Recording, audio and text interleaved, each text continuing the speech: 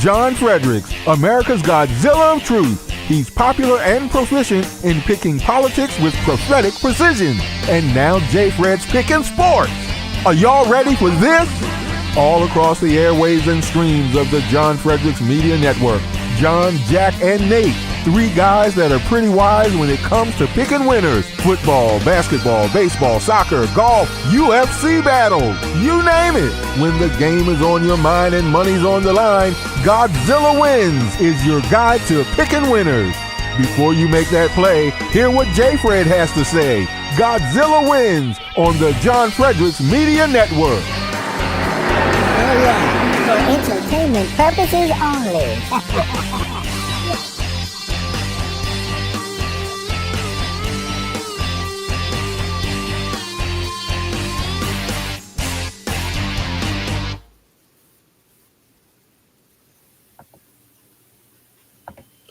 Good morning and welcome to another edition of the Godzilla Wins Saturday Picks Show. Doing a little sports talk today. I am joined at the moment by Peter Kriebel, writer extraordinaire for the University of Virginia, and Dan Angel, writer extraordinaire for GodzillaWins.com. We've got a new project doing West Virginia Mountaineers sports coming up where he is the editor-in-chief. And that's just the tip of the iceberg for all of Dan's freelancing and writing stuff. I'm happy to have both of you on the show this week. Yeah, happy to be here. Let's do it. Welcome. I guess at some point we will be joined by John.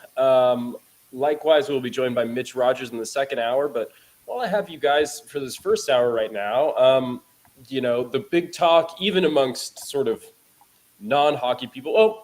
All right, before we get ahead of ourselves here and just start running down topics, I got to do a little disclaimer stuff. We're going to be giving out some sports picks on this show. That's kind of our deal. We love giving out picks, some bets. We'll probably be doing that a little bit later on.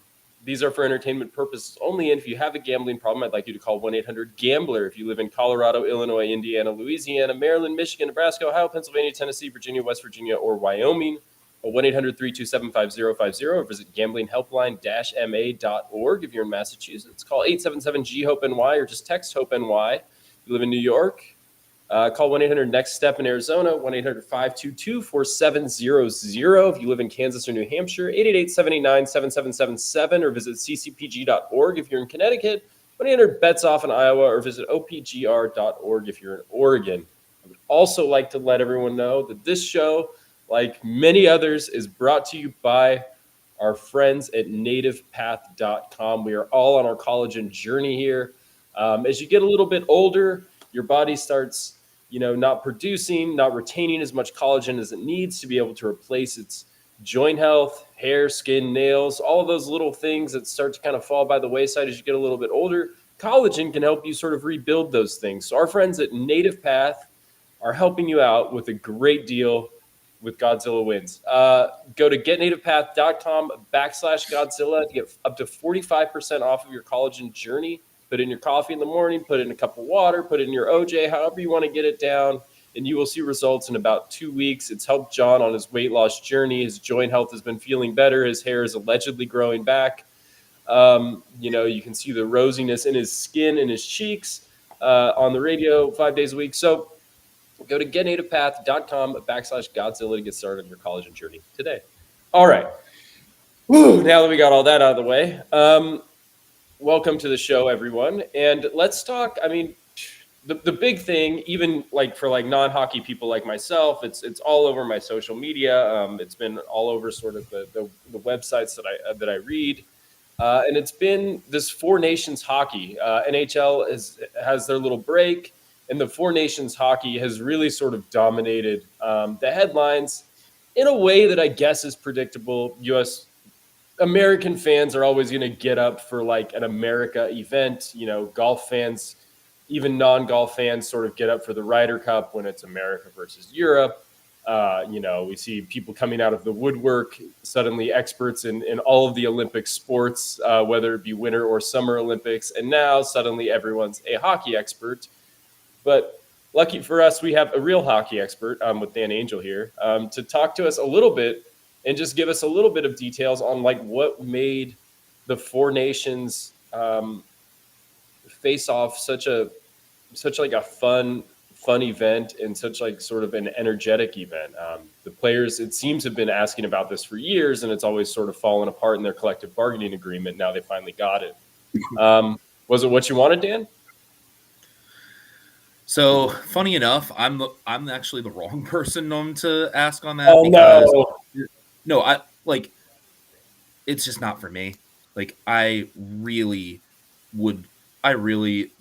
am not a fan of these breaks in the calendar in February for these international tournaments. I don't like when they go to the Olympics. I really was not a fan of this tournament because I just want the NHL season to continue. Like I don't really care about this tournament. I mean, I know the fans got into it. I know the players loved it, but to me, it was a meaningless distraction on the calendar. Like it's 2 weeks off from the NHL that I really just didn't want, and I think part of it stems from my frustration in 2006 when my Ottawa Senators had probably their best team ever, and at the Olympics that year, Dominik Hasek gets injured the first game into the tournament, and that was the end of our Stanley Cup hopes. We had to go with our backup goalie, and we were basically helpless against the Sabres in the second round. So, and I mean, from a Senators fan's perspective, the end was fantastic. Canada wins 3-2, and the two American goals were both scored by Ottawa players. So huge moment for Canada then. Just regardless. Canada was responsible for all 5 goals in the final technically, but if they're gonna do this, then I would like for them to do it similar to the way international soccer does, four nations just automatically getting in. It feels kind of like a meaningless cash grab. Like if you do it the way soccer does and have a situation where teams have to qualify for it, I mean, all 4 nations are obviously going to qualify. The US, Canada, Sweden, and Finland are easily, along with the Czech Republic and Slovakia, are easily the top countries in the world now that Russia's banned them from competing, and rightfully so. But I would like to see, if they're going to do this, more of a format where teams have to qualify from some of the still good but not quite on that level of countries playing hockey, like say a Norway or a Germany.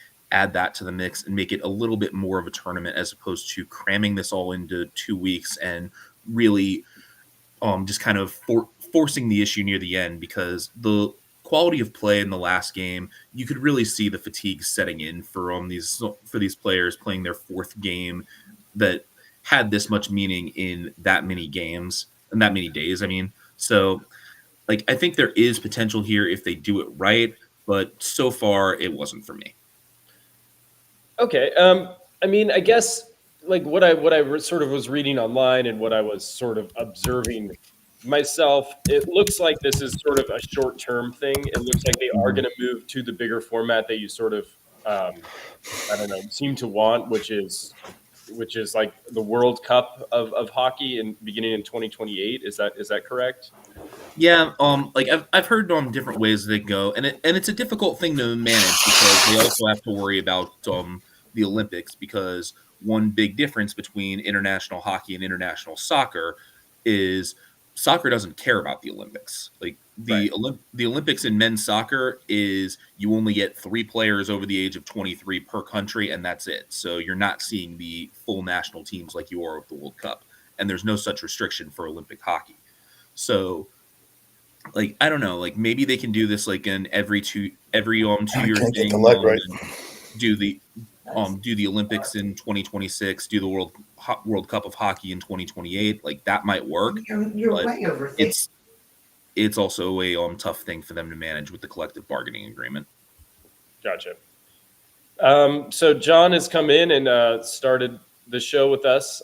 He is unmuted, so if you hear some background noise of him playing with his blinds, fixing his lights, and sort of just generally storming around, please forgive us. That's just normal technical difficulties on Godzilla Wins on a week-to-week basis. There we go. Now we got the coastline. So, all right, Peter, did you watch any of the Four Nations hockey stuff? I know you. Yeah, so I guess I am one of those viewers you were talking about initially who does not watch hockey, but got up for this game only because I had my roommate's really into it, and I have a couple friends who were really excited about it and said, okay, I'll see what it's about. And so the lead up, my roommate is maybe the biggest Miracle on Ice fan in the world, and so he puts that on, and I'm working on a project for school, and kind of it's like background noise, whatever. And, it's like I'm sitting there and I'm thinking, okay, is the plot just like this guy's a jerk to his wife the whole time for this hockey game? But there's a rousing speech at the end, and it's, USA, USA. And so, I get it. And I'm like, all right, by the time the game started, I'm into it. I can at least watch it. I can appreciate it. They do the whole, what was it? Before the overtime, or either halftime or another periods, whatever's going on in hockey. Intermission. So they do the intermission, and they play the speech or whatever, and everyone's getting going, and then the United States chokes it. I guess it's disappointing. I don't know how we can lose to Canada, just as far as the size of our country. I get it's regional and but it definitely had a feel of soccer to it. Like every men's international soccer game I've watched, at least, where it's like just population alone and statistics should dictate that we should be better than we are. And I understand they have whoever this phenom is, but that's disappointing.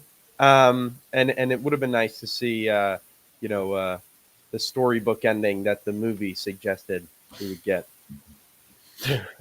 well, population doesn't really mean all that much, because like China, like in soccer, China and India never really come close to qualifying for the World Cup, and 2018 Iceland managed to do it.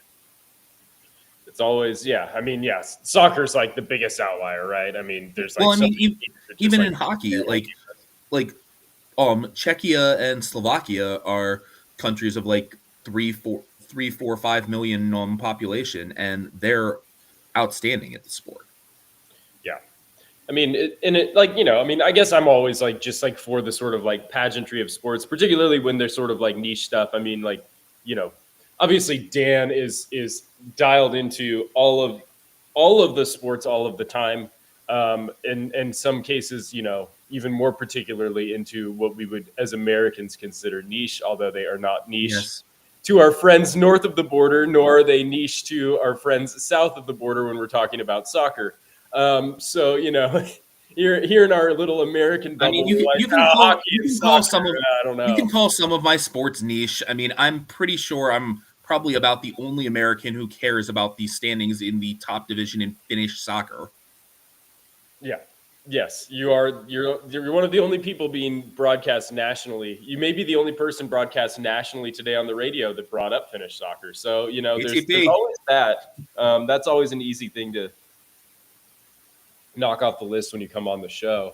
But we did have to mention it because it was sort of like, an exciting thing. A lot of what I was reading online was, unless you're sort of like a regional fan in Detroit or in Raleigh, North Carolina, you don't always get to have like eyes on some of these players in the way that you did sort of in this Four Nations. So for a lot of people, it was just exciting to sort of see some players play well that maybe they hadn't seen on TV as much, Sure.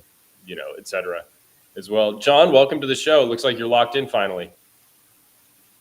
Oh, now he's muted. All right. So as soon as John's not muted, we'll just. All right, that was good.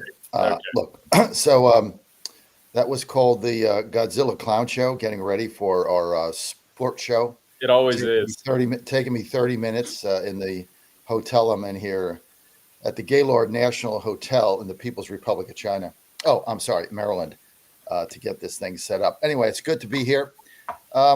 I enjoyed the conversation, though. I really enjoyed it. You guys are spot on. Dan, it wasn't perfect, right? And you pointed out the flaws, and it could be better.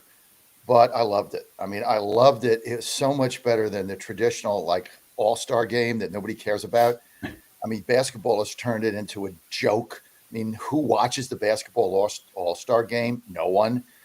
Do they Pro Bowl game? Yeah. Do they even have a Pro Bowl game now? It used to be in Hawaii. That was kind of fun. Now it was in, I don't know, DeLand, Florida or something. I mean, that's a joke. And they've destroyed the baseball game, all-star game. Other than the home run derby, the MLB suits in New York have just totally destroyed it with all kinds of rules. Can't go so many innings and can't pitch this, can't do that, and it's just ridiculous. This thing was exciting, Dan. I mean, with all the flaws, and everyone you pointed out, I agree with, but it was exciting.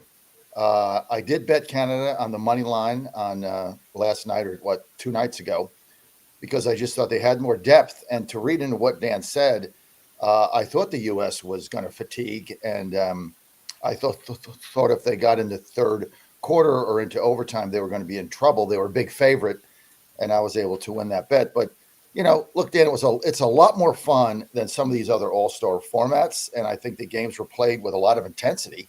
Sure. And nobody's ever going to forget the 3 fights in 10 seconds. Nobody's ever. And then the Canadians hissing and booing at the U.S. national anthem, which many say is what inspired the U.S. to start throwing punches before they dropped the puck. So, I mean, it was a lot of fun. And I watched it, the U.S. games where I was able to do it. But I agree with all of your improvements are there, but they tried something, it worked. And now you just got to find out how to make it better than it is now. But I think they're onto something. Definitely onto something. And definitely better than, a superior product than the NFL, which always struggles with its all-star stuff. And the other sports that sort of struggle to make a compelling product. The MLS all-star game is the worst. Yeah, and then you go down the line and it gets even, like they just have an all-star team face someone from Europe friendly, which basically exposes just how incompetent MLS is, because you're sending your league's best players to go face a regular team from the Premier League or the Bundesliga or La Liga. It's like, yeah, right. Really? Just trot Chelsea out there and just watch them just do what they want against MLS. Pretty much. All right, so we have a little bit more to sort of discuss. Obviously, we've sort of cut our teeth as a football show. The NFL season never ends if you care about it enough and you're willing to dig deep enough, and the calendar goes year-round for NFL. There's articles being published daily on ESPN. Now we're in the free agency sort of portion, predicting where free agents will go. We're also sort of entering into, early NFL draft talk. Who's our top pick is sort of the sort of first thing I think to be discussed. The Tennessee Titans, near and dear to John's heart, are sitting there with the first pick, and the mock drafts have been all over the place. Variously, I've seen Shedeur Sanders, I've seen Cam Ward. Lately, the things that seem to be getting quite a bit of traction are Abdul Carter from Penn State and Travis Hunter, two-way player from Colorado. So what the heck do the Titans do with in the last 4 mock drafts I've seen? I think I've seen those 4 go number 1 overall. What are your guys' pick for number 1 overall? I'll lead with Peter here. Peter, what are you looking at in terms of What should the Titans do number one? Or do they just trade down and somebody else gets a number one pick? Yeah, I mean, in some ways, it's like you can't go wrong as far as, you have holes everywhere, right? So, like positional value, um, you don't have to read too much into it. That said, um, as like right now, it doesn't feel to me like we have a clear cut quarterback deserving of the pick. And I haven't really jumped in to the film yet to speak to that. But just like every year going in, the quarterback hype is the most buoyed. And like, teams talk themselves into quarterbacks because, of course, it is so, if you don't have an elite one, then you don't have a shot. But I think, to pass up on, say, a Travis Hunter, or if Abdul Carter is, a Myles Garrett type player, just for a quarterback for the sake of it being a quarterback, that's where you get yourself into trouble because you get locked into that 5-year contract. And, it's like you could have had a more surefire prospect. So, I mean, John is the one that we really need to talk to here for the Titans. But yeah, I would say don't talk yourself into the quarterback for the sake of taking a quarterback. John, where's your head at? Well, as a Titans fan. We have so many holes. Our team is really so bad right now. That's why you have the number one pick, because you're that bad. But I'm just a believer. Like when Peter picked the Eagles, Peter said, I'm picking the Eagles because I'm going to pick the better team. And he was right. You pick the best athlete. I mean, Cam Ward would be, to me, not a good not a good first pick, because I don't think he's that good. And it's way too risky. There's too many guys like him that some have made it and some haven't. So you're rolling the dice on a guy that really should go, 5 or 6 or 7 to pick him first. I don't know why you would do that. And we got so many holes beyond quarterback. The team doesn't have a quarterback. And, you got to believe that Cam Ward's the answer. I don't. Certainly you're not going to pick Deion Sanders' son and go through that circus act. So I'm hoping that the Titans pick the best athlete in the draft, and that is Travis Hunter. When you pick great athletes, things go good on your team because they're just good athletes. And I don't think there's any doubt that Travis Hunter is just an exceptional athletic specimen that can play a variety of positions and help your team in a number of ways, even in the locker room. I mean, the kid is so clean. He's so great. Everything he says is right. And, to me, if I'm building a franchise up from basically, the depths of a clown show, and that's what the Titans were last year. I mean, there's bad, like when the, Colts a couple times won one game. That's bad. Team was just bad. They were a clown show. I mean, they were made fun of. They were like memes on them. That's how ridiculous that team was this season. You got to start with quality athletes that are going to help turn the franchise around. So I think anything other than picking Travis Hunter is a mistake. Trading down, I wouldn't do that either. You have the first round pick. You got there because you won 3 games and you suck. Why are you going to give that up and pick other people that are just you're rolling the dice with? You're not rolling the dice with Travis Hunter. He's going to do something great for somebody somewhere. Why not make it for us? Yeah, and I mean, and to address, obviously you don't get the number one pick without having, multiple holes on your roster. And for a team like the Titans, they have need at right now wide receiver and cornerback. And if you can get Travis Hunter out there, I mean, there's not a lot of precedent for guys playing 2 ways really effectively for long stretches of their career. But if you could just squeeze like a season or 2 out of Travis Hunter as a 2-way player, just while you're kind of like figuring things out, maybe there's like a real possibility that, you're kind of getting a little bit more bang for your buck than, the traditional just sort of, if you draft Abdul Carter, he's not scoring many touchdowns for you probably. They need an exciting player. I mean, they need I just got my, thing, pick games next season to come to. I don't buy season tickets because, I'm not going to pay the license fee, but you buy the 4-pack, and I'm looking at it and I'm saying, I don't know, I can give away on air, but like, who's going to go? You need something exciting on this team. Will Levis is not exciting. Mason Rudolph is not exciting. You're going to have a terrible quarterback. Let's get a player that can generate some enthusiasm. And where's he going to play? Will he play both sides of the ball? Can you put him at wide receiver? Can you put him at safety? Is he a cornerback? That generates some excitement for a team that is in really, really bad shape. Going into a brand new stadium who's been a PR disaster. I mean, if Amy Adams is running the PR division here, it's been a catastrophe. Everything they've done public relations wise has been wrong. And so they're losing their fan base as we speak. And they got this brand new stadium, taxpayer dollars. They better figure this out. I think Travis Hunter would be a first step to that. Kirk Cousins would be a step. Aaron Rodgers at 43 would be a step. I go see him play for 2 games before he gets hurt. But you got to do something to generate some excitement for a team that was really horrible last season.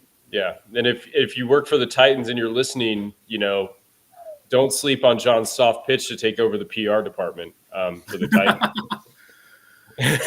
I do a lot better than that. It's almost like you know what? Here, if you really want to take it to the extreme, go hire the marketing chick that put the transgender on Bud Light. Okay, all right.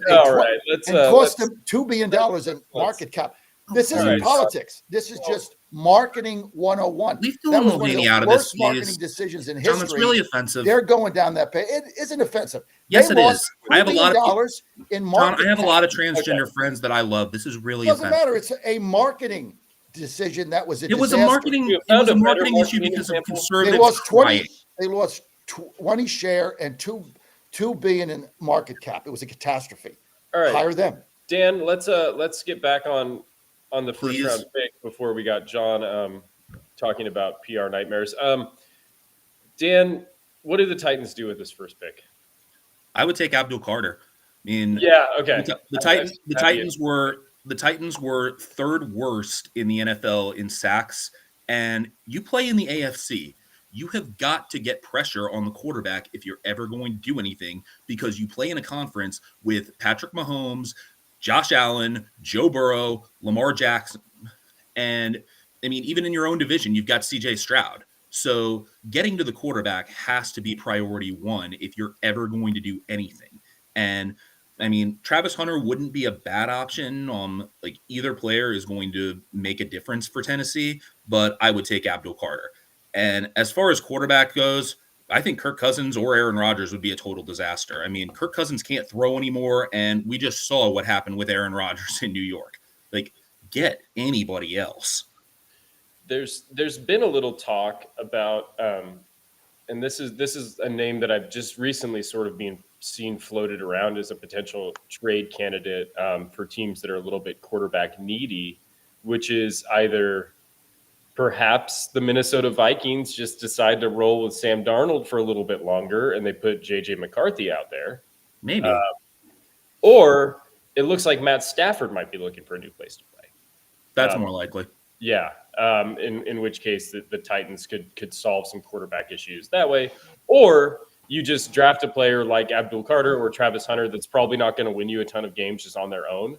And you just hope that you have another high draft pick next draft and then draft your quarterback. Yeah, I think that's more the play. I don't think you want to go in on any quarterback who's like Kirk Cousins is the king of, putting you in a spot where you're too high, to really be good in the draft. But also like you're not really in the sweet spot where you're not quite bad enough to pick your quarterback. So, I mean, this year he probably would put you bad enough. I mean, yeah, he might be. He might be at this point. What happened in Atlanta? He can't throw the ball anymore.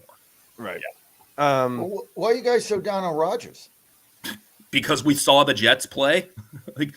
John, also, where do I go to get my congratulations for that one? I called that from the beginning that the Jets were going to be a disaster.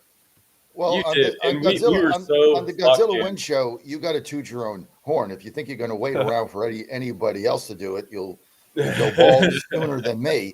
So you just got to toot your own horn. But go ahead. Yeah, I'm okay with that. Yeah, well, toot it.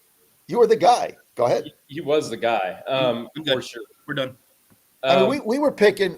People like me were picking the Jets to go to the Super Bowl. You were the only one on the show that said they were going to finish last and that he was done. I was sitting here banging the drum for MVP on Aaron Rodgers. So, like, I'm certainly not tooting my own horn on anything regarding Aaron Rodgers. That one was a layup. I'm sorry. And I learned enough watching Aaron Rodgers suck. So yeah, I mean, did he suck or did the Jets suck? He sucked. He sucked. It wasn't just the Jets. The Jets had a pretty decent defense, but I mean, he couldn't do anything on his side of the ball. Then as usual, they fired the wrong guy. I mean, Saleh was not the problem. Right, and now Saleh's back in his the Jets. John, you talk about the Titans being a clown show. Look at the Jets; they're a complete dumpster fire. Yeah, and now they're going to have to undergo a pretty serious rebuild at a time when I don't think they were anticipating sort of a rebuild. Okay, so yeah, lots of ideas. I mean, my own 2 cents on the top draft pick is I think Travis Hunter makes a lot of sense. In terms of you get a piece that isn't going to like probably elevate your team out of a high draft pick next in the following season in 2026, I guess. So and maybe you find your quarterback then. You keep sort of digging around the market and finding something. But yeah, I don't know if it's worth. I mean, and I guess if you really just are looking at it and thinking, if you're the Titans and you just don't really care if you get Travis Hunter or Abdul Carter, you can probably find somebody that's willing to pay quite a bit to hop into that number 1 seed, and you'd still kind of come back, the Giants maybe, or something like that, and you still come back with a 3 pick, and you're going to either get one of those guys. So what is here's the way to handicap this, right? What is the stupidest thing the Titans could possibly do? Because that's what they're going to do, right? Yeah. Like, let's lay it out. Stupid number 1, trade down and get 5 nobodies in the 3rd round, right? 3 of them that don't make the practice squad. That would be the stupidest thing they could possibly do. Squander your number 1 pick that everybody suffered through as a Titans fan. Squander that. Get 5 guys in the 4th and 5th round that nobody will ever hear of. Squander that pick. That's going to be the stupidest move. That's what they're going to do. That's if I had to bet it. They're drawing it up right now to make the stupidest move in the history of first round picks. I will say I don't think you should necessarily now. If you take 5 4th round picks, that would be probably the worst trade of all time. But trading down in general, like I don't think that's a horrible move for a roster that's pretty depleted. I mean, it would have to make sense. But if a team really falls in love with a quarterback and they want to hop Cleveland at 2, and and the Titans don't love a quarterback, then I don't know. I think you got to hear them out because that's kind of a good way to really, get more bang for your buck. Yeah, especially if you're sort of just looking at it and thinking, if the Giants want to do it, you still have a 3rd pick. You trade down, you trade back up. You can make some things work. And I guess all of this is just draft talk for the next hour. We have a few topics, and obviously we sort of sprawl around as we do and explore various scenarios. But obviously, one of the big storylines from the Super Bowl, really the season just sort of broadly, was Cooper DeJean was a 2nd round pick. He was excellent in the Super Bowl. He had really sort of an excellent season for Philly. Credit to Philly for recognizing that talent, although Peter has been on him since his days at Iowa, making songs. Peter, we brought up your song making the rounds, being sung on the sidelines, and you getting credit in USA Today blogs. Little shout outs to Peter Kriebel. You've seen those, I'm sure. Yeah, it's been funny. And I did an interview with Jalix Hunt, who's he's a pass rusher for the Eagles. He was a 3rd round pick last year, and he was telling me how I'm fairly certain that Cooper hates the song. I think he's heard it so much, and I don't blame him. Like, I mean, there's a part of me that's like, really, again? But yeah, I know he told me that it's been sung in meetings, and he'll be like, "Shut up!" Like he's had enough of it. So that's kind of surreal, I guess. Like, I've I guess got an earworm in the Eagles locker room. That's funny. So when we look at drafts, we always have to think who's the guy that nobody's really talking about that could emerge as an important player, sooner rather than later, in much in the same way that Cooper DeJean is. And it, and in some degree, I guess even Jaden Daniels, was the sort of second man in last year's draft, and obviously we saw how all that worked out as the Commanders sort of rolled to some pretty good playoff appearances. Who's this year's sleeper pick that nobody's really talking about that you think could find a team and be like impactful right away? I guess like Dan, like, is there like somebody that you've noticed in college that you're like, this guy is going to be good? He may not be someone that we're talking about. He may be late first round, second round pick that is going to be a stud just right away. Not really. I mean, it's such an inexact science picking who's going to do what with the draft. I mean, teams can go all over the place. Like, I mean, somebody like McMillan from Arizona, I've seen him pretty much anywhere from edge of the top 10 to top 20, top 25, and I think he could be a really solid receiving option. But it's so tough to know like what somebody's going to do because everybody's draft board looks different, and mock drafts are just straight up guesses. Of course, yeah, and I mean, I guess like for mine, when I'm staring at these mock drafts and there's guys sort of in the middle that I think like, wow, like they could be really good. There's two players that stand out.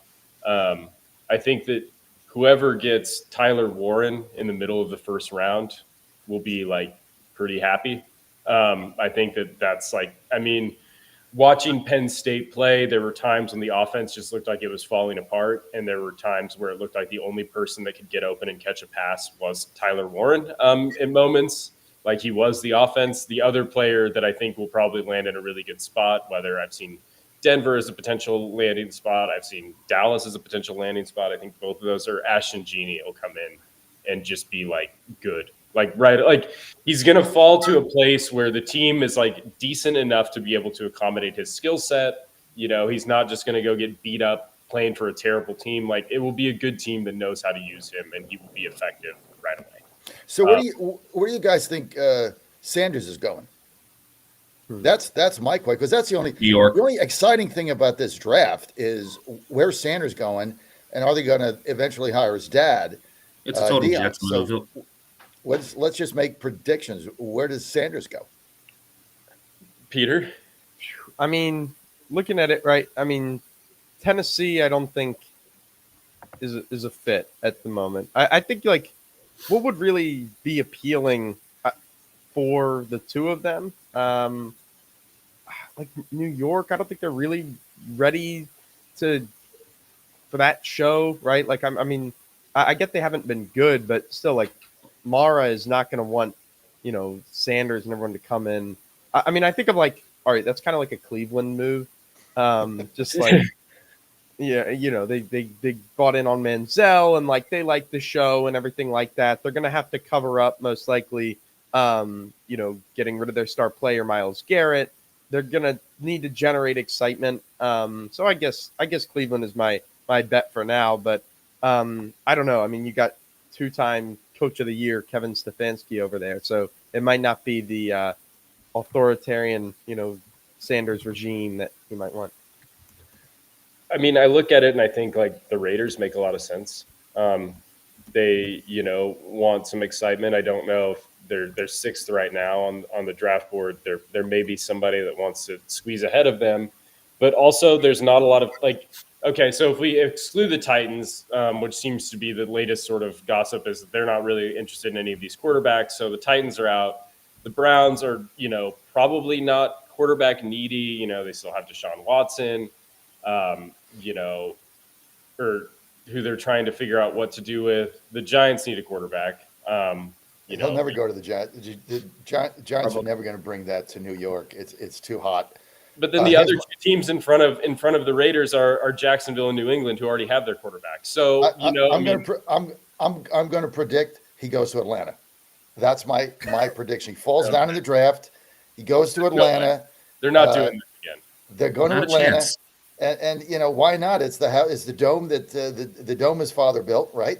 And you got Dion there. They know him in Atlanta. Their coach in Atlanta is not going to take any of his crap. What do you do with Penix? Tough guy. What? Where does Penix go? And Kirk Cousins? You're still paying Kirk Cousins $180 million. They're going to cut. Cousins. They're not gonna pay him that. They're going to cut money. Cousins, but Can't just they already draft have Penix. They're not going to give up on him that quickly. They're going to be Also- spending like $80 million on quarterbacks for the next 3 years. Also, Yeah. I'm pretty positive that the dome was already under construction when Dion got drafted. So I don't know where that dome tag comes from. Because Dion said, "I'm the one that built this house." If you lived in Atlanta back in the Jerry Self-fulfilling. Glanville days, he said, "I built this house." When he was with No. Dallas, he came in and said, that. No, Alright. the It was just Jacksonville a Jaguars. The comedy Jacksonville made, Pete. It was Jaguars just are the ones who built that house It was because a the it was a Georgia. comedy mate. Okay, So whatever. let's- You're Anyway, right. anyway, I Move think on. Shador's Okay, going to you're the right. Jets. Yeah, fine. You think the Jets, Dan? Yes, Is that I a think- serious? yes. It's a So total there's Jets 7. move. It is a Jets move, but they're going to have to get in front of Vegas, right? I mean, they're going to have to trade up to be able to get him. Yeah, I think they all make. I think they make a trade with probably Jacksonville. That makes a lot of sense. Yes, I mean there will be teams that will start to get antsy. I think in that 5 to 10 range. That if there's a quarterback still on the board, they're going to start really trying to work the phones and move up. I think is probably the more compelling thing is so Cam Ward and Shedeur Sanders are more or less locks to be in the first round. There are other quarterbacks that are sort of sneaking around, maybe as fringy, just first rounders from teams that are just desperately sort of taking a swing in that sort of awkward first round range, like the 15 to 32, like Jackson Dart, potentially going to a team like Pittsburgh, maybe. How bad are those moves? How bad is it when you're just looking at the board and you're like, Jackson Dart is the best thing for our team right now at 21st? I look at Milrow as maybe having some of the highest upside of that, because you're taking a swing. If you're taking a quarterback, first of all, the second round quarterback is basically dead because teams either fall in love with the quarterback and then, pick them with a first round pick, or there's no quarterback worth your time. It's pretty rare. I think Levis was one, and we saw how that worked out. But Milrow, I look at it and say you have the rushing capabilities, and he is a project if there ever was one as a passer. But coming into the year, there was some hype and some draft aspirations, and we've seen him play high level football. So that's one where I look at where if you're going to take a swing, I'd rather do that than a Kyle McCord who's just physically never going to be an elite football player. Dan, is there a quarterback that you think could sneak into the first round that you think is either going to be a disaster or maybe whoa, this could be kind of exciting? I'm not really sure. I've seen Dart in the 20s like you have. It seems like there's something there, but yeah, I'd probably wait too. Well, whoever picks him, they're going to have to deal with his father, who wants to be a head coach in the NFL. Whether it's a bad choice or not, I really don't know. Certainly did a good job with Colorado, and I think he's going to have another good season with them. So you're just going to have to deal with that. But he's certainly going to bring the Sanders family brings excitement wherever they go, and he drives around in the limo and all that stuff, But it is exciting. He's an exciting player. His father's exciting. The whole thing is exciting. Look what you can't argue with what Deion Sanders brought to a Big 12 football team that was downtrodden, that nobody went. The stands were empty. The donors weren't given money. They didn't have any NIL money. They didn't have anything, and people were just abandoning them. And he comes in there, and in a 2-year period, there's every game is sold out. They've gotten all this donor money back, and it's an exciting team. Win or lose, they're exciting. He's exciting. The team's exciting. You can't argue the facts. Let's just, if you don't argue facts, Colorado you can't argue the numbers, whether you like him or not, whether you think he's a good coach or not. If you just look at the marketing end of it, right. He has been the best thing that has ever happened to the Colorado Buffaloes.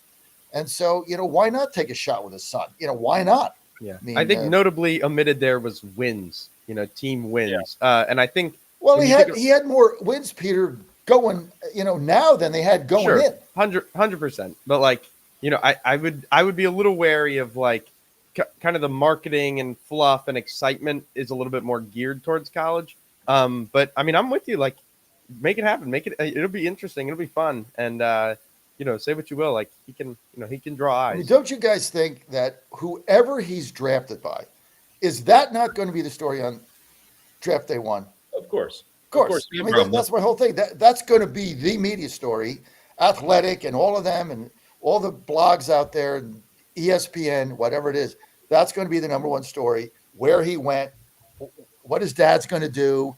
Deion's getting on TV. He's going to make comments, and their ticket sales are going to go up immediately. So But I don't really think NFL teams have that much to worry about with trying to get attention. That's another and that's sort of like part of the discussion too, is like, if you're I mean, if Shedeur Sanders, say the Giants get kind of frisky at 3 and they're just like, Shedeur is our guy, and they fall in love with him, like, does the microscope go any closer on New York football than it already does? Like, does it get any hotter, like, in there than it already is for Giants fans? Like, I don't know. Yeah, I mean, they've been living and dying with Daniel Jones, who is like the least marketable person Yeah, we could have had, and they have been like so like I think that if the excitement gets any higher for Shedeur Sanders, like, Giants fans around the globe are just going to have brain aneurysms. Like, they're not going to be able, like, I don't know if they can go any higher in terms of just like wanting a team to do well and caring about their quarterback, because they've shown that they can do it for people that are like the most boring and ineffective. So I mean, I think that's a fair point of, like, how much does Shedeur excitement actually bring to a fan base that already, like, is basically 4 seconds away from just like having a riot at all times anyways. Yeah, but you got to generate excitement for the team, and I don't think any of us are going to disagree, whether you like the Sanders family or not. They're going to be able to do that. And but one of the things he's brought to the Colorado Buffaloes is Healthy Cell. That's why when he took over, they had 2 wins. Now they get 6 or 7 to get into a bowl game. They're on the bubble, but Healthy Cell is going to be the key to wherever Sanders goes and whatever good team you have out there, because it has helped so many people, so many of our listeners every day. The number one thing that you need to do is get a good night's sleep, because without that, forget about it. I mean, you're just going to get up. You're going to be grumpy. You're not going to be in a good mood. You're not going to feel good, tossing and turning all night. And if you can get that good night's sleep and get into the REM sleep and get the deep sleep and get the dreams going, that's when your body rejuvenates. And that's why Healthy Cell is the number one thing to take their REM sleep. And it is so easy. It comes in a gel pack. I mean, Ann and I travel with it. My whole family takes it. All you got to do 15 minutes before you go to bed, tear it off, down. It tastes fine. It tastes excellent. And 15 minutes, you're out like a light. You get your 7 or 8 hours sleep. I get like 5.5 or 6. So I couldn't exist with it without it. But it is going to make your life so much better, because when your body can get that sleep and get in that deep sleep, you feel fresher. You're in a better mood. You don't get up grumpy. Just so much better for you during the day. And all you got to do is go to healthycell.com/Godzilla, healthycell.com/Godzilla. Promo code Godzilla is going to save you 20%. I just ordered some the other day, again, because I just have a subscription. So they know how many days, like if I order 60 days, on the 45th day, they're sending me, telling me I'm getting a new, 60 pack. And I get one for Ann also. So I get, I have to do that. But we don't leave home without it. And it is the best thing for your body. And just try it out. If it doesn't work for you, you've wasted, a couple dollars, but it is going to work. Healthycell.com/Godzilla, promo code Godzilla, 20% off. Try it now. Sleep better and feel better. Feel great. Like me, I'm always in a good mood every day, perpetually good mood. Why? I get a good night's sleep. Everybody always says, why are you always in such a good mood? Because I'm getting a good night's sleep. Plus, I married up. Those are the 2 keys. Those are the 2 keys. All right. Way up. Like a ladder.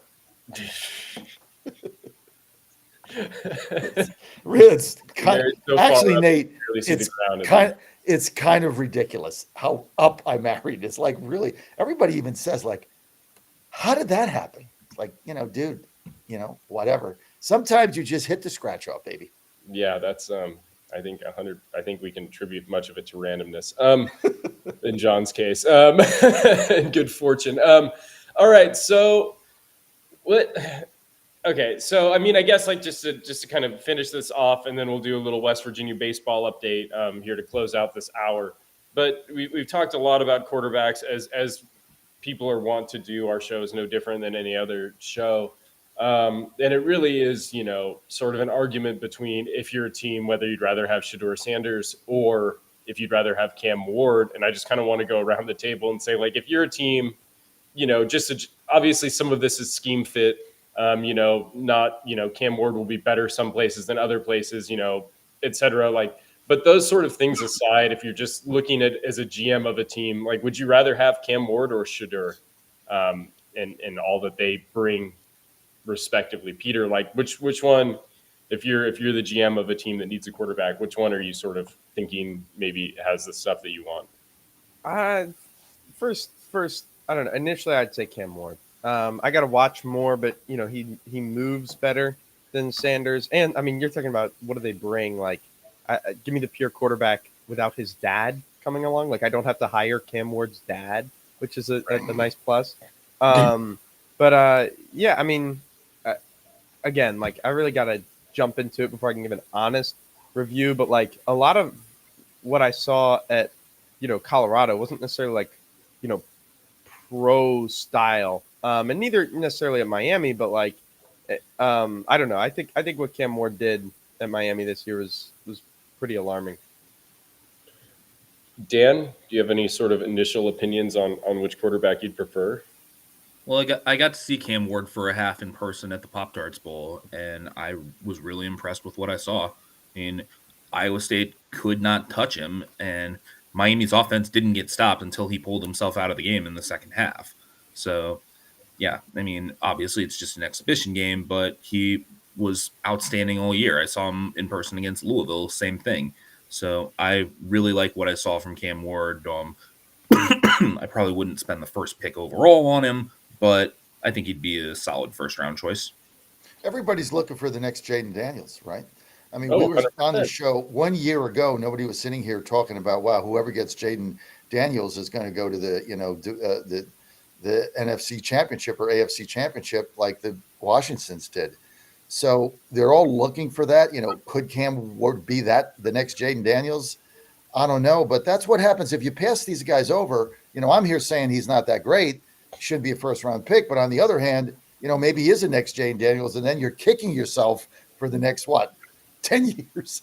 So this is why the NFL draft it generates so much enthusiasm, so much excitement, and everybody's that's in football is watching it, like we're going to do, and see who goes where and who gets traded down or up.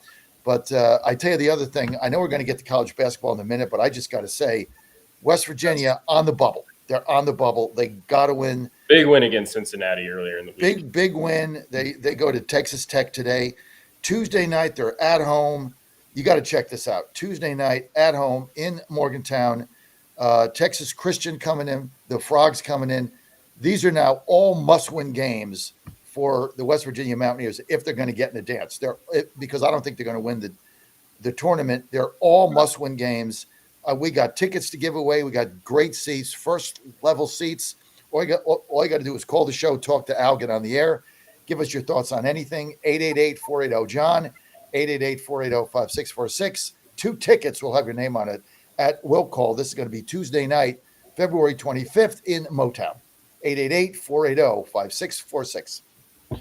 All right, so we're talking a little. Obviously, we'll be talking more basketball in the next hour. But John's decked out in his West Virginia gear. He's got his hat and his shirt on.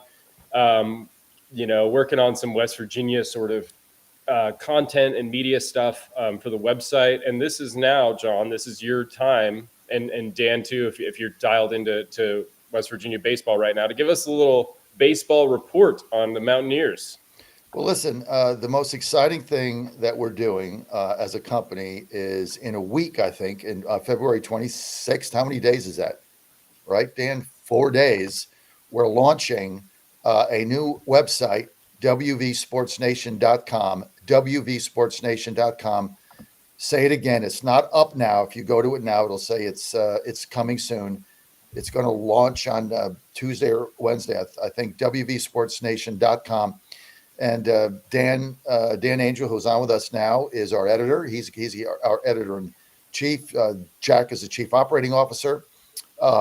Mitch is one of our key writers and columnists. Dan is in the process. He's already hired several beat writers. So this is going to be a real sports website with real articles from real writers covering a whole host of West Virginia games, whether it's spring football practice or baseball or men's basketball, women's basketball, the tournament, the dance. Then, of course, when football's coming up, golf, tennis, it's all going to be there. It's going to be a great site. And I just want everybody that's in the area, or if you're a WV fan or alumni listening to us, WVSportsNation.com. Baseball team got off to a 3-0 start. They swept Jacksonville and won one game with 16 hits, won the next game with 2 hits. It means they're a very well-rounded team. First time they've started 3-0, I think, in 13 years. They're in Nashville this weekend against Lipscomb. I think the game was canceled last night. Ann and I were at CPAC, so we have absolutely no earthly idea. But I think it was too cold or something. But they play 3 or 4 games there, depending if they play a doubleheader today, and hopefully they can be 7-0. And then they come home. Their home opener is, when is it, in Wednesday, right? Against Ohio will be their home opener. That's going to be fun. It's like 5 or 6 o'clock. It'll be up on our schedule on wvsportsnation.com. But the team, Dan, looked really, really good.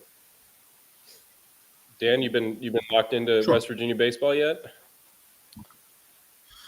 I mean, I saw the results against Jacksonville. It's a solid sweep against what's usually a pretty decent Atlantic Sun team. So that's obviously a good start for them. The early part of the schedule, it's difficult really to get a gauge because West Virginia isn't really playing anyone who's going to be on the level that they want to be at later in the year. Like, they're just getting a heavy diet of Atlantic Sun teams right now. And that makes sense because you've got to play where you can actually get the game in, because up here in the north, there's snow on the ground. So, yeah, it snowed on Wednesday here in Indiana. I'm sure that West Virginia is dealing with similar weather.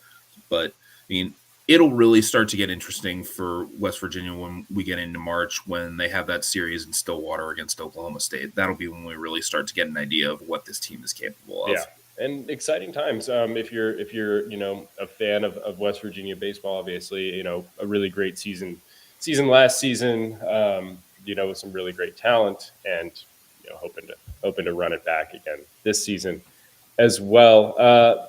We had a caller for the tickets yet, John? I don't know. Al would put it up on the thing, but if you want tickets, you're good to go. All you have to do is give us a call, 888-480-JOHN, 888-480-5646.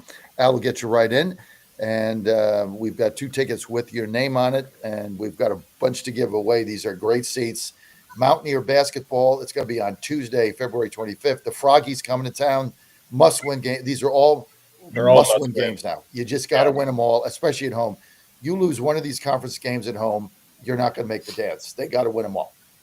Yeah, and that game that they almost blew against Cincinnati, was that on Tuesday or Wednesday night when they scored? I don't know. It was like Reggie Miller for the Knicks, like against the Knicks, like a million years ago, when they had 2 steals and made 2 threes. They were down by 9, and then they were up by 3, and then they turned the ball over again, and Cincinnati had a real shot to force that game into overtime, and fortunately the Mountaineers were able to lock down just in time. I was watching that game and thinking this game is over, and then I started cooking dinner, and then pretty soon it was not over.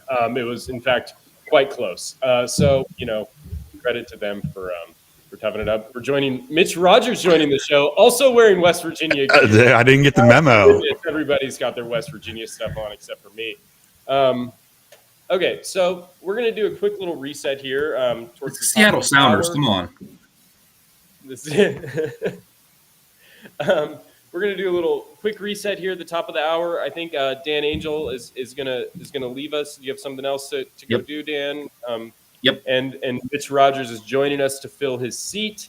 So thank you, Dan, for coming. Editor in chief of WVU Sports Nation, up and coming website covering all things West Virginia sports. Go ahead and give us a call. Get those free tickets for West Virginia basketball. And we will see you back at the top of the hour to discuss college basketball and give out some picks for today, for the weekend. I'm going to be talking about golf.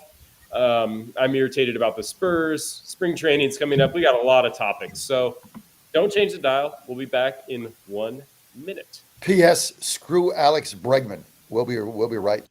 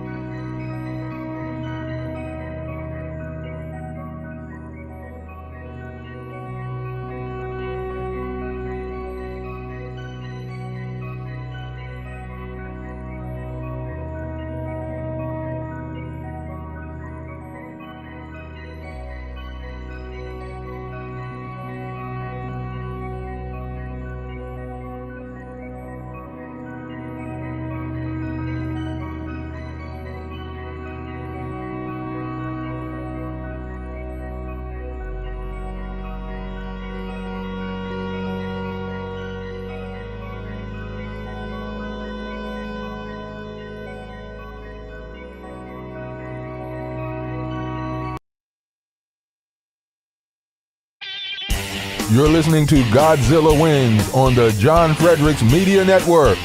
For a deeper dive without the jive, visit the website of winners, GodzillaWins.com. Let's get back to the show with the guys in the know, John, Jack, and Nate. It's Godzilla Wins on the John Fredericks Media Network.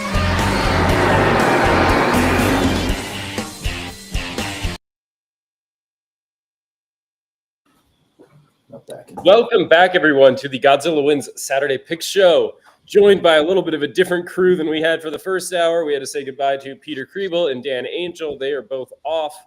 And now I am joined by John Fredericks, as always, and Mitch Rogers, man about town. What were you up to for the first hour, Mitch? I don't know. What did I miss in the dead zone? Did we talk four hockey matches? We talked Four Nations, and we talked NFL draft is what you missed out on. But you are joining us to talk college basketball, and then just random sports topics throughout the league, me being pissed off about the Spurs and Wembanyama, and all of that good stuff coming up. But how about, so what, I mean, I know you all discussed it, but the Four Nations was the best all-star game of my life. Yes. And what can anyone else do? How can you even compete? Can the NFL, can anyone even replicate what they did? Well, no. I mean, and we talked about that quite a bit. To recap, I mean, obviously this is live radio, so not everyone is listening. Yeah, sorry, everyone. I pity the people that have to listen. I'm getting caught up in 2 hours, but we'll just go ahead and catch Mitch up here. We agreed that it is an excellent all-star game as opposed to, I mean, especially as opposed to like the NFL, which is like a total joke. The MLS is a total joke. NBA is fine if you just like watching guys dunk, and Major League Baseball is also kind of a joke as well at this point, with all of the sort of limitations and restrictions, and everyone's so worried about pitch count, this and that. Yes, it was the best. People were into it, and it's always funny to see the people that just get up for like U.S. sports, like. When the Summer Olympics come around, suddenly everyone's an expert in like what a good 1,500 meter time is. Suddenly they're like, that's not a very good quarter for them in this mile. They're all critics of McDavid. They don't even know who he is 2 weeks ago. Yeah. Or 1 week and then ago. all of us are watching hockey being like, I don't know, like they're not great, like on the, like on power play or whatever. Like, this isn't, So yeah, we all become hockey experts for about 4 short days, and then we're all back to being not hockey experts, except for John and just as loving sports rather than watching the next Netflix show. I just want something sports on that. It satisfied that, So the dead zone after the NFL ends, so it was perfect timing, and then segueing right into basketball season. I mean, like the end of the regular season to the conference tournaments to March Madness. It gets fun. There's like a 10-day lull, and I think it helped with that lull. And now we get to get right into the mix of like my favorite time of sports. I mean, I'm a football guy, but March Madness, baseball starting, there's just something about it getting warmer. You just start feeling better as a human. And I love this. In 10 days from now is my favorite time in sports. Yes, I mean, we are getting really into the nitty gritty with college basketball, and that's what we're going to be talking about quite a bit on the show. We may be giving out some picks, and if we are giving out picks, they're for entertainment purposes only. And if you have a gambling problem, I want you to call 1-800-GAMBLER. If you live in Colorado, Illinois, Indiana, Louisiana, Maryland, Michigan, Nebraska, Ohio, Pennsylvania, Tennessee, Virginia, West Virginia, or Wyoming, call 1-800-327-5050 or go to gamblinghelpline-ma.org. If you're in Massachusetts, call 877-GHOPE-NY or just text HOPE-NY if you live in New York. Call 1-800-NEXT-STEP in Arizona, 1-800-522-4700 in Kansas or New Hampshire, 888-789-7777, or visit ccpg.org in Connecticut, 1-800-BETS-OFF in Iowa, or go to opgr.org if you live in Oregon. As always, this show is brought to you by our friends at Native Path. Native Path Collagen is a big thing in this family. We're all using collagen. Great skin. John looks like he's 16 years old. Great nails. With his snapback. Joint health. We're all big believers in collagen. As you get a little bit older, which all of us are, your body stops retaining as much collagen as it needs to be able to replenish those sort of facets of your body. And this collagen supplement will help. You can see results in as little as, a couple of weeks, maybe give it a month. And you can get started on your collagen journey today. Go to getnativepath.com/Godzilla to get up to 45% off of your collagen journey. It's about $1 a day. You're going to look better. You're going to feel better. It's not just hair, skin, and nails. It's really helped John with his joint health. He's lost 40 pounds just by being a little bit more active and being a little less, having a little less pain. So good stuff there. Go to getnativepath.com/Godzilla and get started on your collagen health journey. All right. So we are, John's fighting with the mute, but what we have to do is just we're talking college basketball in a big way. It's a big thing coming up for us. I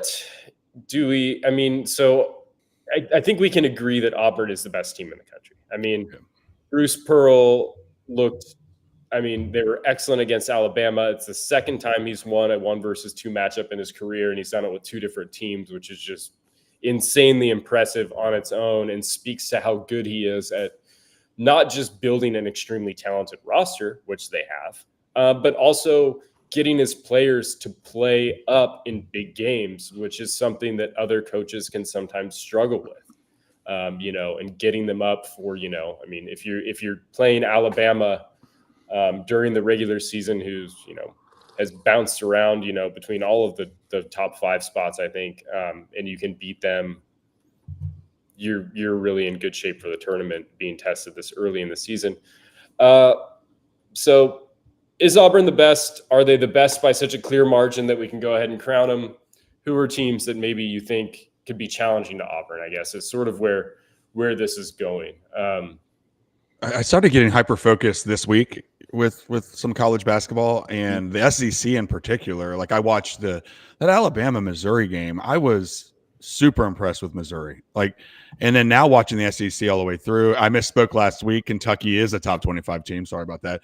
The SEC all the way through is amazing. And as a kid, it was the worst conference in the world it's run and gun, go fast. But what Auburn does to separate themselves, they actually play some defense too.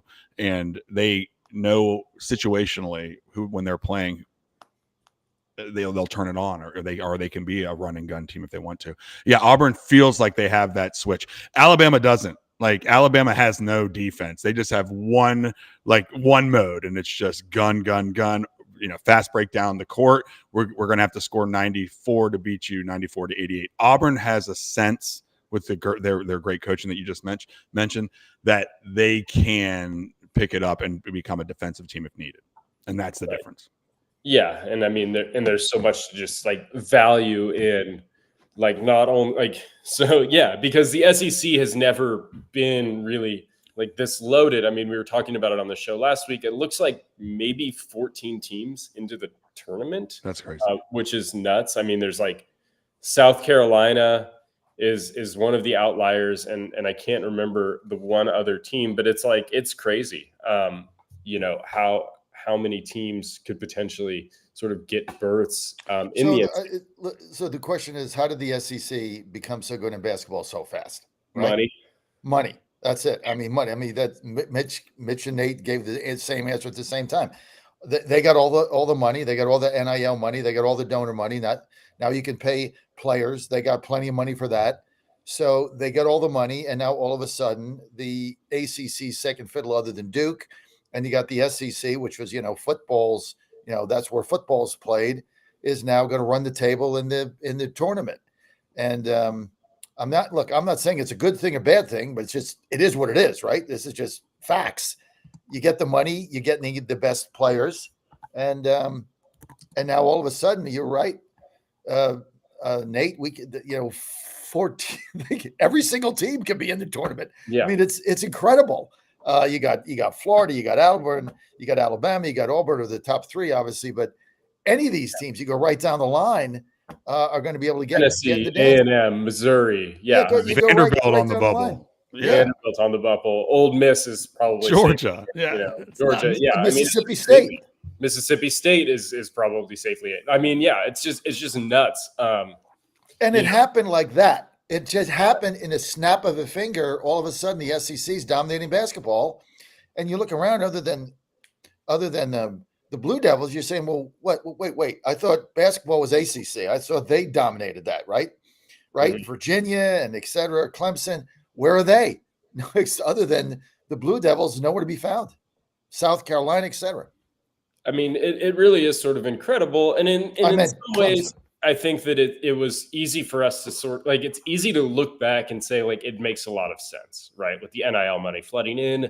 Obviously, we know that SEC schools have, intense, devoted fan bases. And we've often thought that was just sort of directed at football. And we've sort of forgotten that college basketball is also like a big money maker for schools. Like getting into the NCAA tournament is huge. It generates a ton of revenue for the conference.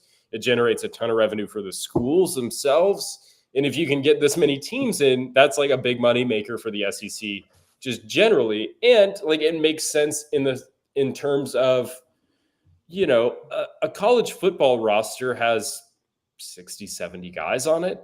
You're playing 11 on both sides of the football. That costs a lot of money versus a college basketball team that has 12 to 15. 5 guys on the court, you get a little more bang for your buck. And they're getting sold out. These teams are getting sold out at home every single night. And, tickets are not $1, right? So everything, parking and everything else. I mean, Ann and I have been to Ann? 4 Mountaineer games at home. Every single one of them sold out, Mitch. I mean, it's every single one.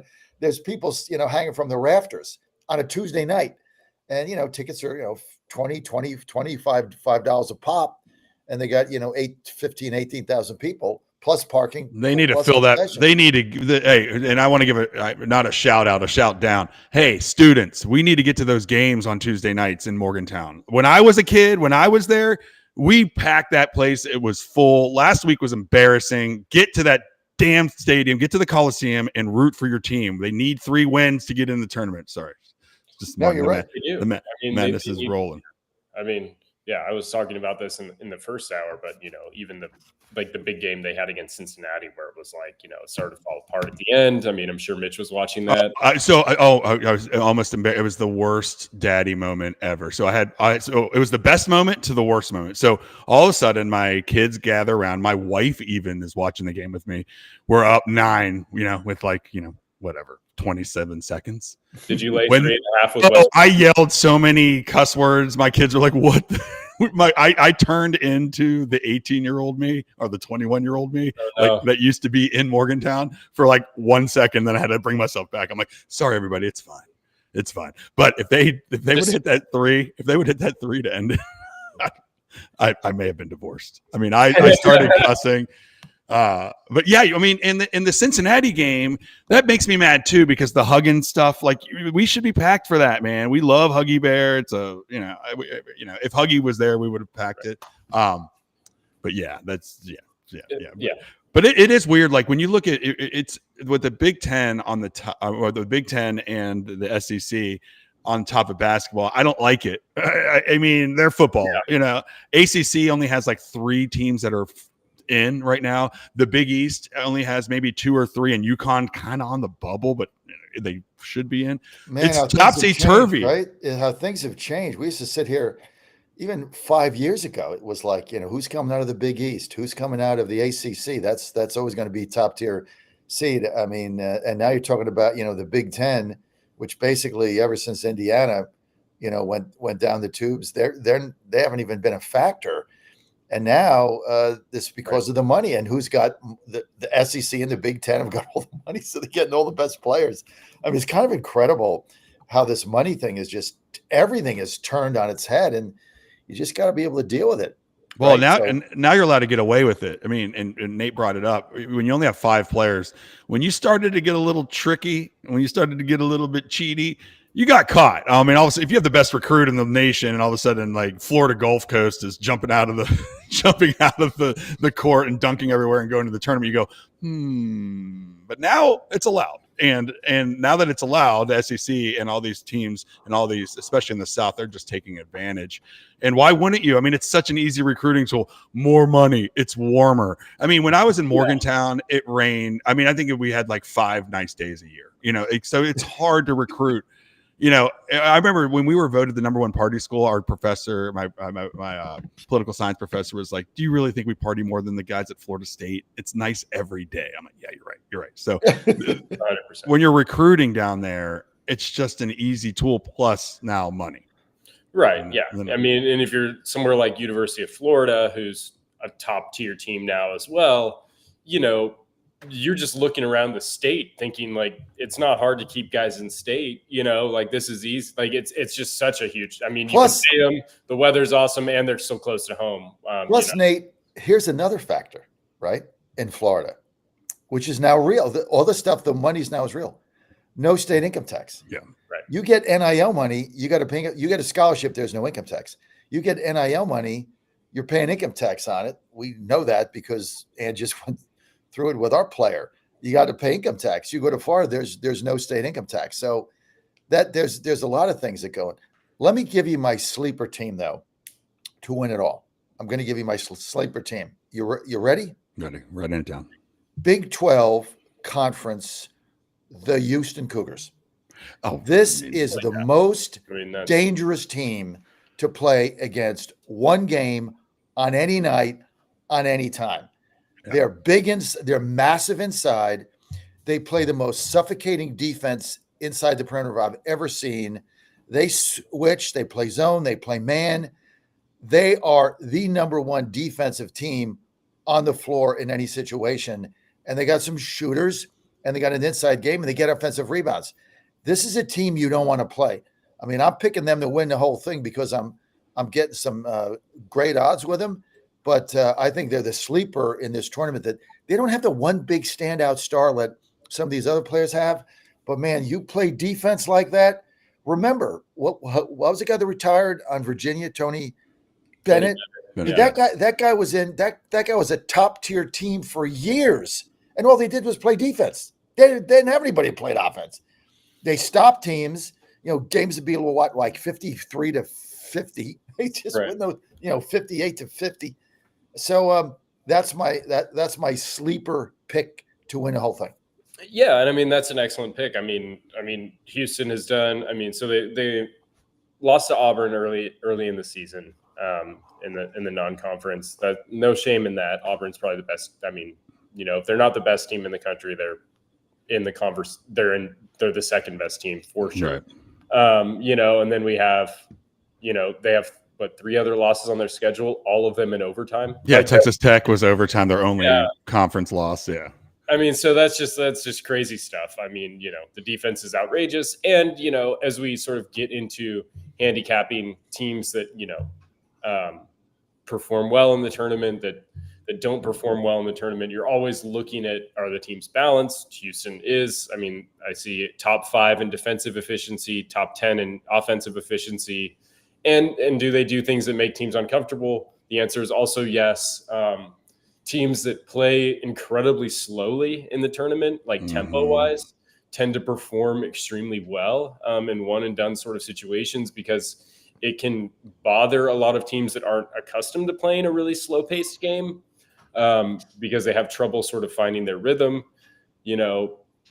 Likewise, a really fast team can sometimes be unnerving to play against, but often it's the really, really slow tempo, like Tony Bennett's Virginia Cavaliers, when they were having a ton of success.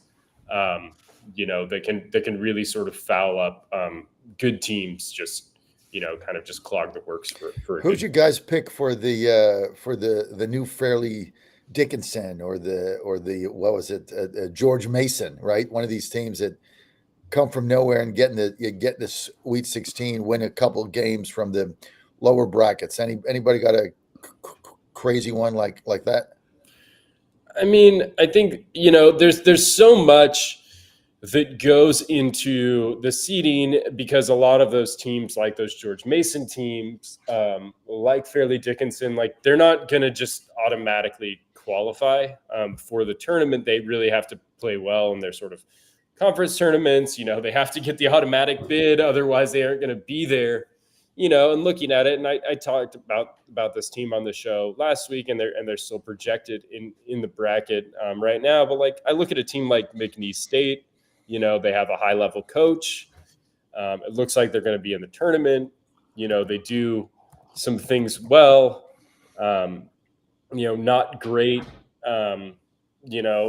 In terms of just like a lot of their metrics, but Will Wade is a guy that's known for sort of making teams uncomfortable in tournament settings. Something like that is very doable. I mean, but I think that my sights are more on just sort of like the mid-level teams that I think could really perform well, because what you have is so many good teams, because the SEC has cannibalized itself, and not to just keep banging the drum on the SEC, but like in a lot of universes, like Texas A&M is not a 3 seed in a lot of editions of this tournament. Yeah.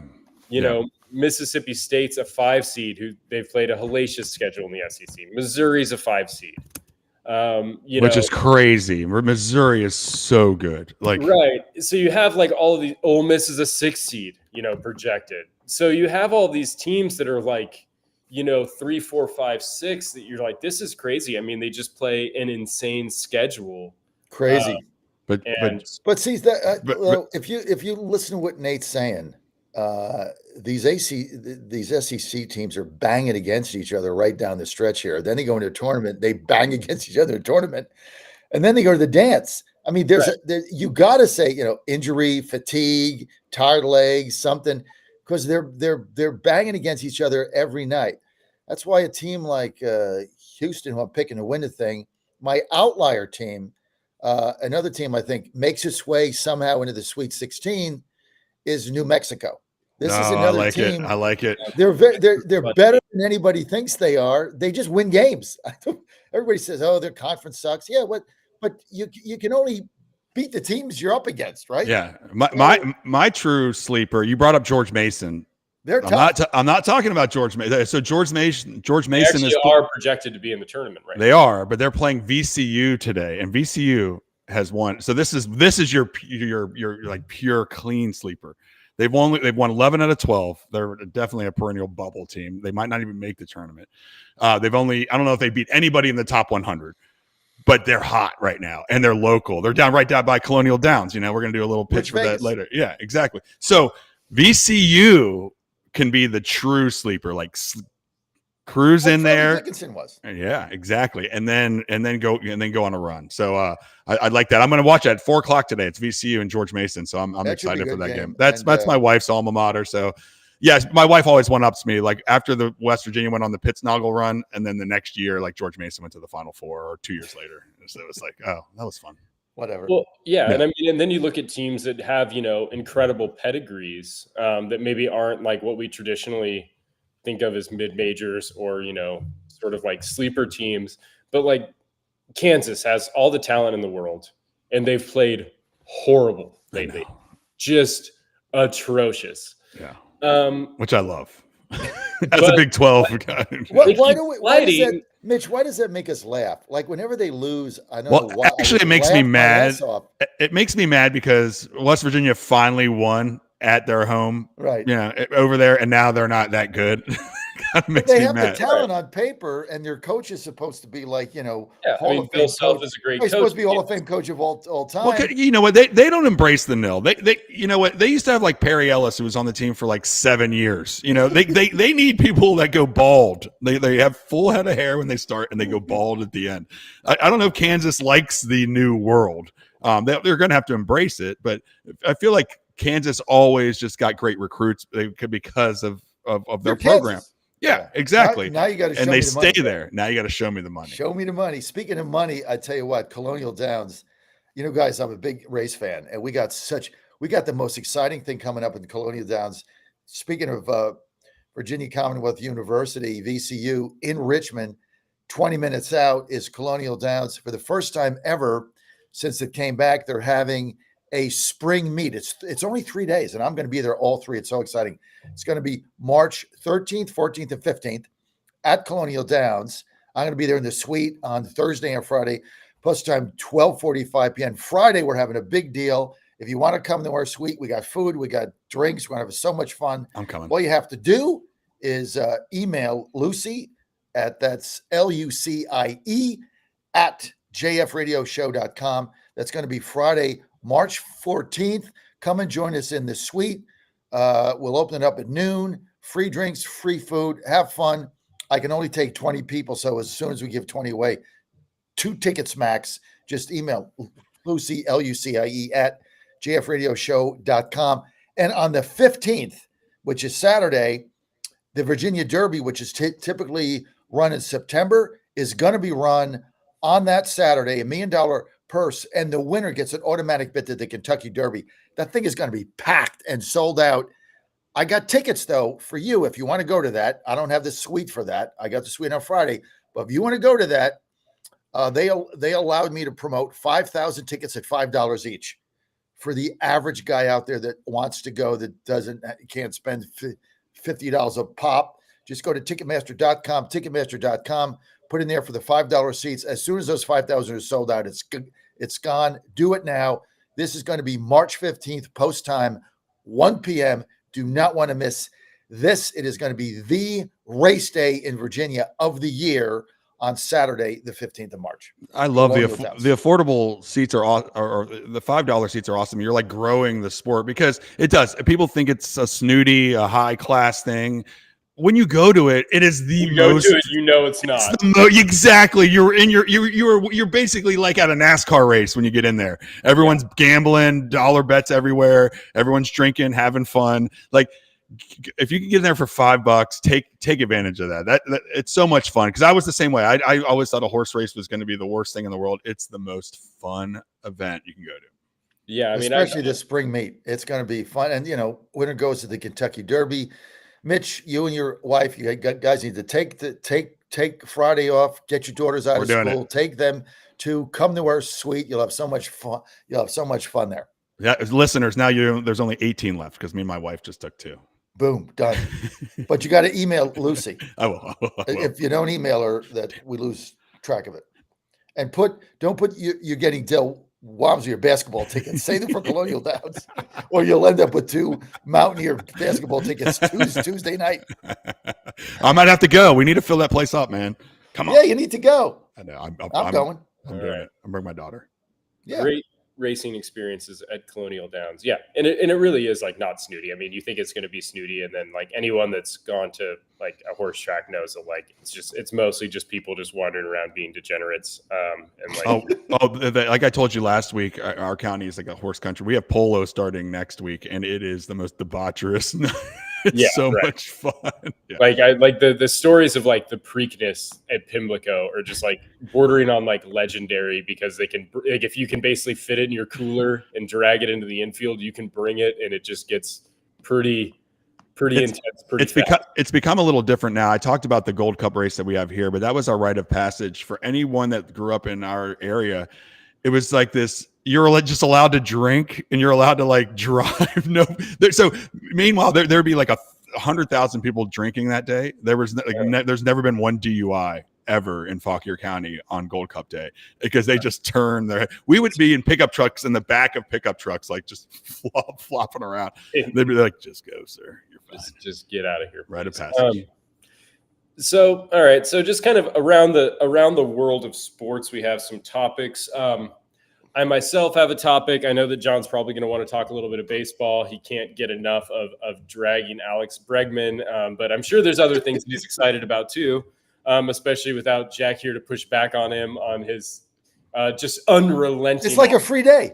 Yeah, Jack's not here. It's like you know what? Go nuts. When the cat's away, the mice will play. It's like like when Ann goes out of town. I take Sammy off the diet. Screw that. We have fun. I cook up. I give him scraps from the table. I give him salmon. I give him crab. Then she comes home. It all stops. I mean, it is what it is. You want to go out of town? I'm in charge. Sammy and I are eating salmon and crab. It is what it is. It is what it is. So, I mean, for myself, my sort of personal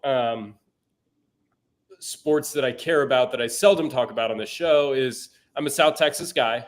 I grew up with the Spurs. I love the Spurs. I'm local here, so I get Spurs games on TV. I watch them all the time, and I love them. And I was just inconsolable when the Kawhi Leonard stuff was happening a few years ago, where he didn't want to play for the Spurs. He didn't feel like they were taking his injury seriously to his tendonitis in his thigh. Ends up going to LA and sort of ravages the team and really sets them up for having the first round pick, which ended up becoming Wembanyama. And now I'm having these horrific flashbacks. Yeah. After Wembanyama is shut down for the season, he's got a blood clot issue in his right shoulder, some sort of embolism. It's a pretty scary issue. Obviously, if you have a blood clot anywhere in your body, it's a real problem. You don't want that to turn into a stroke or something like that. Obviously, Greg Popovich had a stroke earlier in the season as a Spurs head coach as well. So it's something that they're sort of thinking about. And I just keep thinking, like, if this becomes a problem, like, is this Kawhi 2.0, or is this just like a real issue that, can be solved? And I have so much scar tissue from this happening before for an organization that has had like so much stability. Like when Tim Duncan retired, I cried. Like he had been like my whole sentient life until I was like 30. Tim Duncan was a Spur. Like from like 12 to 30, he just played for the team, and it was like, this is my guy. And then he retired, and I was like, well, now what? So I just keep thinking about, I don't have anything other than to say, if you're a Spurs fan and you're scared, I'm here for you, and I understand. Well, and I'd be scared a little bit too, because his camp did everything in their power to avoid injury, right? They do a different training regimen. He doesn't lift, he doesn't weight train the same way. It's more about flexibility and mobility. So they've really tried to get ahead of what the main concern is for somebody that has that length and height. Obviously, you're going to have some injury issues at some point. For it to be an injury, an unexpected injury, like, it's troublesome. Like, first you want him to be fine and okay. But yeah, you got to be a little worried, because eventually down the line, those injuries that you were concerned about will come up. And now you have one that's kind of fluky. But it's ending his season on a team that was, 4 or 5 games under 500, really trying to figure themselves out, trying to squeak into the playoffs. And now to have a reset, and there's not much he can do while he's, you can't really work on your game that much while, this is an injury that he's going to have to sit down and recuperate and rest. And it's not one of the injuries that is going to come down the line. So that would be the concern there. First and foremost, you just want him to be healthy, figure out what's happening. Yeah, of course. And then, but yeah, it stinks that like in February to get news out of nowhere, kind of, that he's just over for the year. And yes, that would bring up some old bad memories, especially Kawhi Leonard. So there's the Kawhi scar tissue, but if we look back further in history, there may actually be a silver lining, because longtime Spurs fans will remember that in the 96-97 season, David Robinson hurt his back. Well, yeah, that's how you got Duncan. And then that cleared the way for another number one pick, and then we got Timmy. So if we're thinking about it in terms of that, this wasn't a great team to begin with. They didn't have the title. It's true. They were going to be satisfied with maybe getting a little playoff experience for their sort of young core, Stephen Castle, Wemby, De'Aaron Fox. And now it's like, okay, so now they're going to suck because they don't have one of the best players in the league, and the team isn't really built to be good without Wembanyama. Right. So now it's like, now that draft pick that was going to be decent is now suddenly looking like it may be kind of excellent again. And if you're a conspiracy theorist who always think that the Spurs, are going to sort of just land on their feet in terms of the way that the draft lottery shakes out in the NBA, which has proven to be the case several times. Maybe this is like a really good thing, because now you can get like a really good player to pair with Wemby and really position yourself well for when he's healthy next season. Yeah, and you wonder what the severity of the injury, like if they were in the middle of a doggish playoff run or had championship aspirations, do you sit them yet? Yeah. So yeah, maybe. Yeah. And hey, I'm always for a good conspiracy theory. And yeah, you know what? I mean, that's exactly how you all had your dynastic run in the 2000s. Robinson out for the year. It's almost the same way that the Colts got Andrew Luck, right? All of a sudden you just get this fluke injury to your main star, and then you lose every game, and then maybe that's what a lot of teams need. And then he retires. Yeah, the Steelers the Steelers have had the 19th draft pick for like 20 straight years. Right. Yeah, and we see how that goes. Exactly. Yeah, it doesn't work out very well. By the way, just as a side here, I'm not an NBA fan, but I did tell you that the Anthony Davis trade was going to revitalize the Mavericks when you guys mocked me last week, I think it was. And of course, now they won 3 in a row. They won 4 of their last 5. They're now right in the thick of it in their division. And so I think Dallas is going to look back at this trade for Anthony Davis as revitalizing their season. I remember one time my father told me the story. You're a Pittsburgh guy, right? Ralph Kiner hit 50 homers with the Pirates, and they finished last. Yeah. And then the Pirates didn't sign him. They wouldn't give him the money. And the owner of the Pirates said, "We finished last with him. We can finish last without him." Yeah. So kind of reminds me of that Pittsburgh story, dude. Yeah. No. I mean, if you revisit the trade, Luka's averaging 16 points a game. They're not using him properly.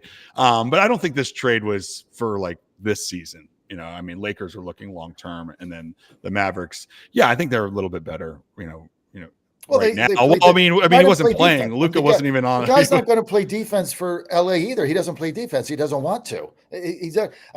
When you're sitting there telling your coaching staff, "I just don't want to play defense," how do you go forward with that? You got to get the guy out of there, right? It's like we're talking baseball now, Mitch. You now got you got the third baseman. Yeah. You got the third baseman on the Red Sox. They got Alex Bregman, who I think is going to hit 225 and hit into 70 double plays and pop up with guys on base like he did you're for us. Just a scorned lover. I can't stand the guy. And I'm sick of the drama. And good riddance. Take your $120 million. I hope things work out. But I can't believe the Cubs did not pay. Have you heard the story of the Cubs? What were they, like $1 million off? They didn't get them. Well, they say they lucked out.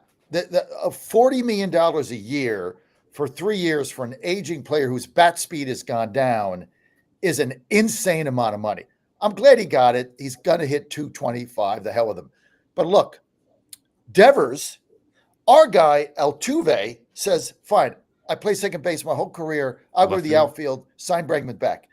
Rafael Devers on Boston, who is a horrible defensive third baseman, the worst in the league without a doubt, says, no, I don't think so. I'm the third baseman on this team. I'm not moving. If you don't want to play me at third, trade me. You still got time.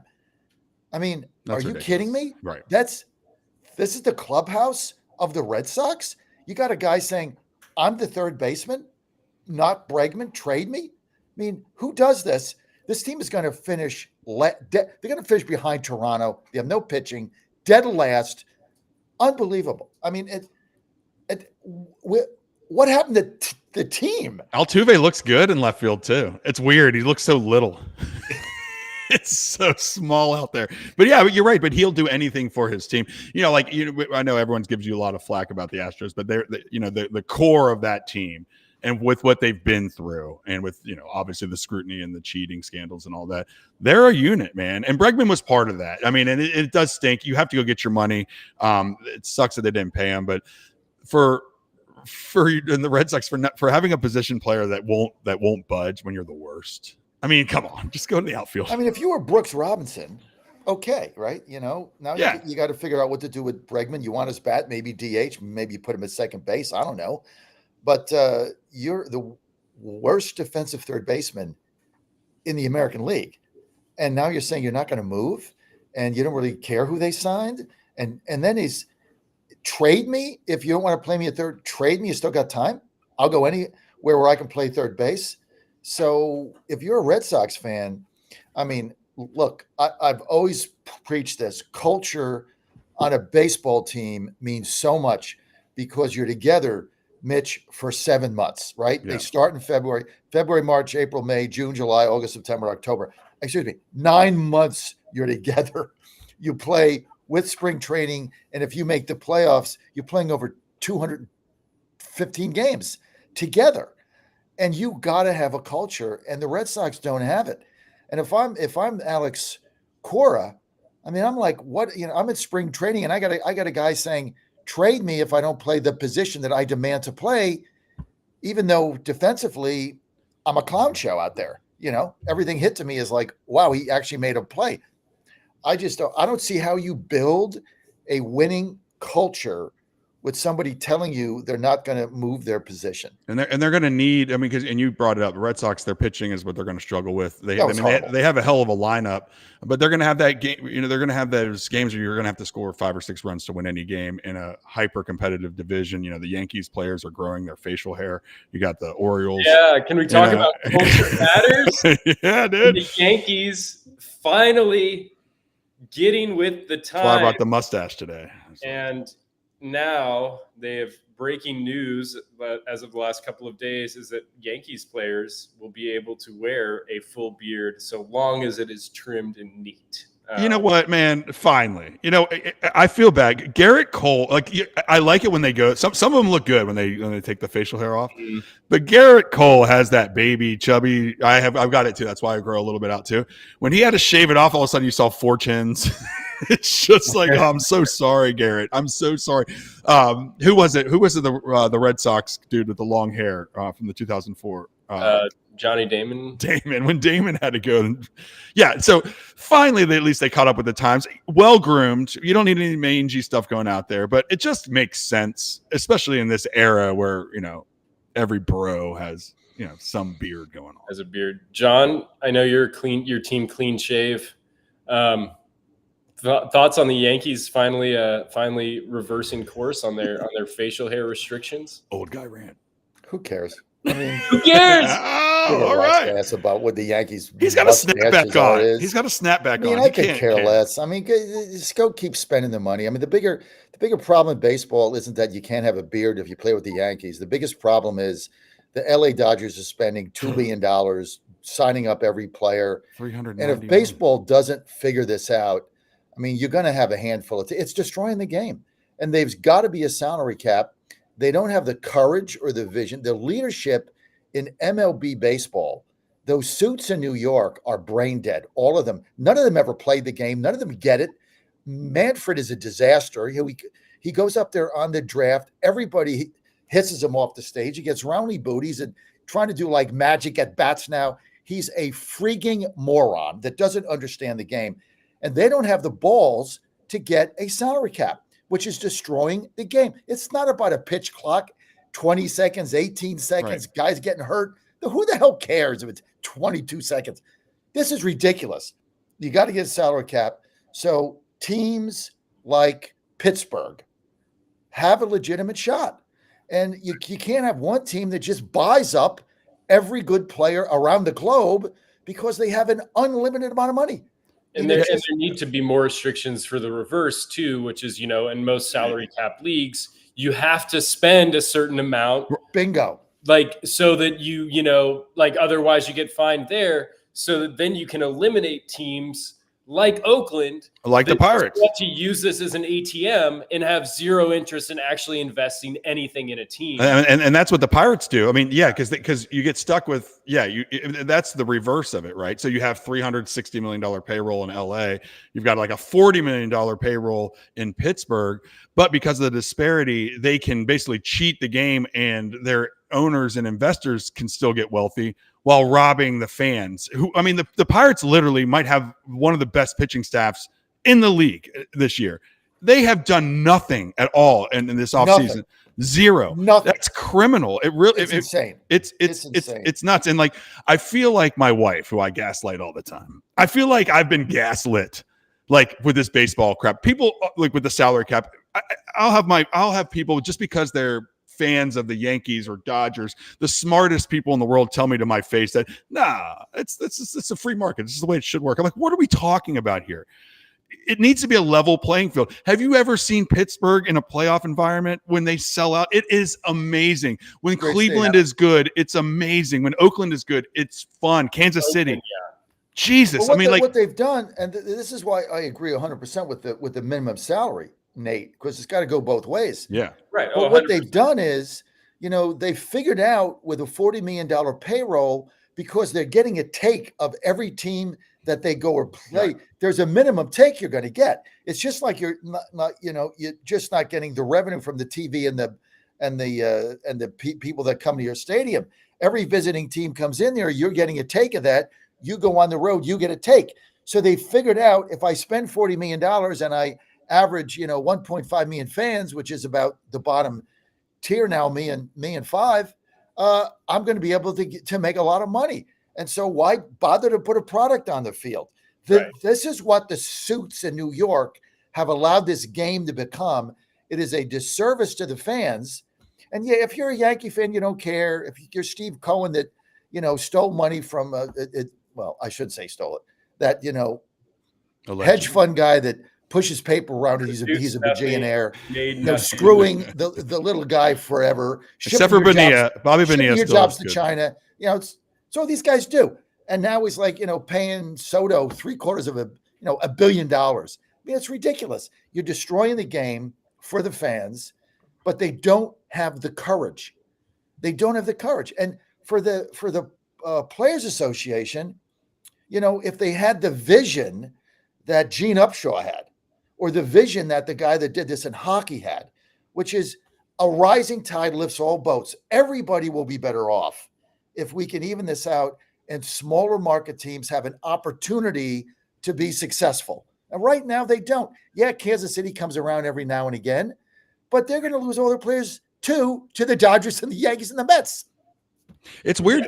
It's weird to me because it feels like, just from being out and about, that baseball's popularity as a whole has been going down over the years. Yeah. So the way they can do these, bloviated, rosters is because of the TV deals, right? And ESPN just backed out. They did not renew their MLB deal. They just backed out for 3 years.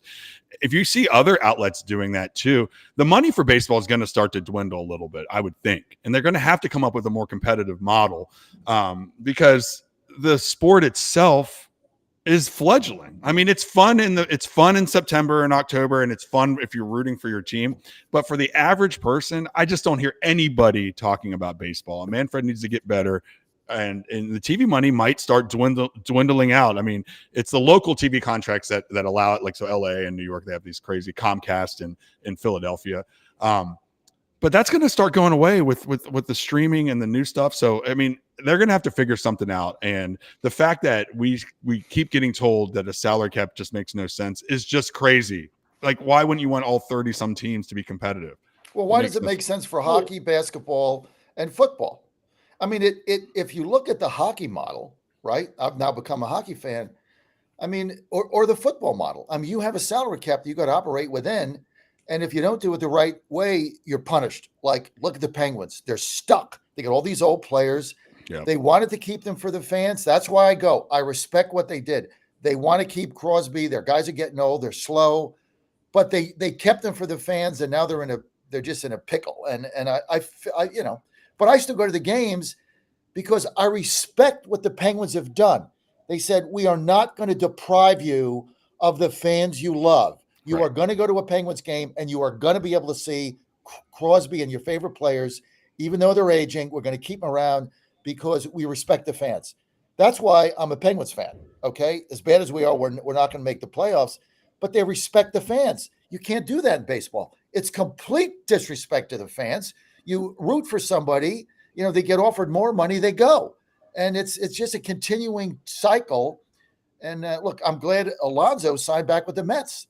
Because if you're a Mets fan, he's your guy. Yeah, and it's hard. You don't want to see him at the Dodgers. And it's hard to, like, when you tell your fan base to not go, like that's what they do. Hey, you don't support the owner.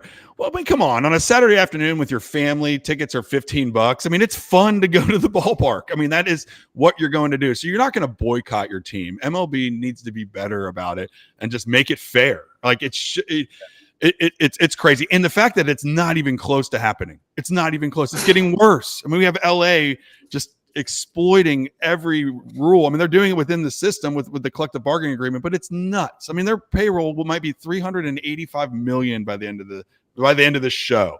Like, that's crazy. It's insane. It's crazy, and it makes sense that the TV contracts want to back out, because I think Mitch had a really good point, which is the people will pay through the nose to watch the NFL, right? Thursday night game. It doesn't matter if it's Jaguars, Titans, people will watch. And a lot of that has to do not just with the NFL having sort of this like perfect sort of sweet spot of everything's kind of on a Sunday. You don't really have to watch every day. Some of it's just scheduling, and that's unique to the NFL. And, baseball can never hope to replicate that. But the other aspect of it that I think sort of goes under the radar is like the parity. And that's sort of what we're talking about. And it's like, unless, on an ESPN Sunday night game, unless it's, the Yankees playing the Dodgers or the Dodgers playing, the Giants to get sort of like a West Coast fan base revved up, or Yankees, Red Sox or whatever. If it's not one of like the 4 or 5 big market teams on that Sunday night game for ESPN, people won't watch it. No. Like nobody is tuning in on Sunday night to watch the Royals and Twins. They're just not. Like, it's already a pretty regional sport. And for ESPN to sort of back out and be like, nobody watches this, like, that makes sense. How big, Nate? How big, Nate? Nobody cares about those teams because it can't ever be good. How big was that ESPN dropout in your view? Just sum it up for us, Nate. I mean, it's huge. I mean, I don't know what the numbers are, but I mean, I think it's big. I can't speak to the financials of it, but it's big in this sort of ongoing conversation that we've been having about baseball, which is, I know that John is a baseball diehard, and this isn't to, John's very unique though, in that, like, there just aren't a lot of diehard baseball people anymore. And so, like, if you want this product to be more marketable, to get like that national audience back, there just has to be more parity. Teams that aren't the Yankees or the Dodgers have to go into a season and feel like they can win. Fans have to feel like they can do something. And I think that right now, if you polled, everybody, around the league, like all 30 teams, like, there's just not.